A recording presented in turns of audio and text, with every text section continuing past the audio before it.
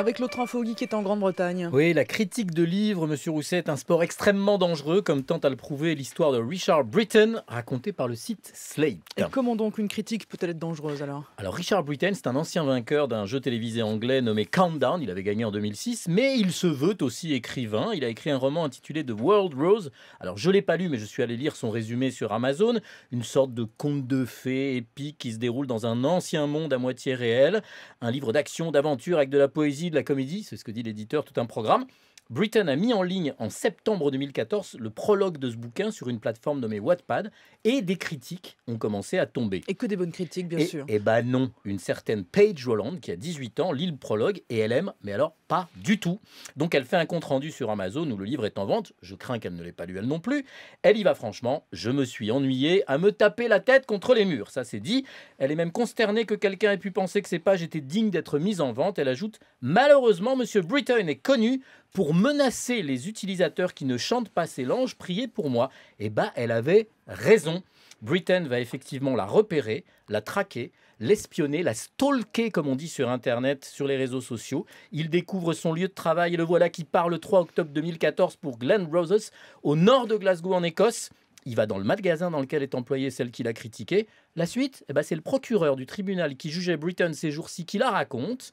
Britton se rend au rayon alcool, il prend une bouteille de vin, il trouve Paige, il l'approche par derrière et sans le moindre mot, il lui éclate la bouteille sur la tête. Elle perd connaissance, elle est très sérieusement blessée.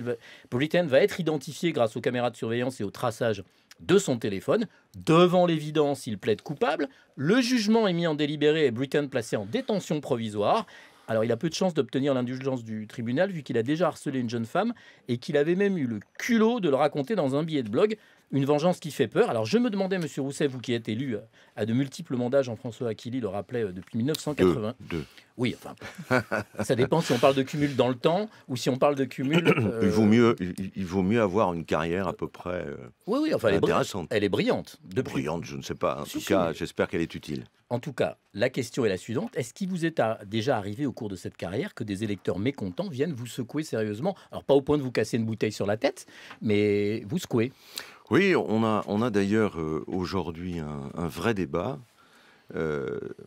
sur la ligne à grande vitesse Bordeaux-Espagne, avec l'Espagne qui va d'ailleurs se mettre à l'heure européenne, puisque vous savez que l'écartement des voies est différent. Donc l'Espagne achève son réseau de LGV, nous devons faire le nôtre.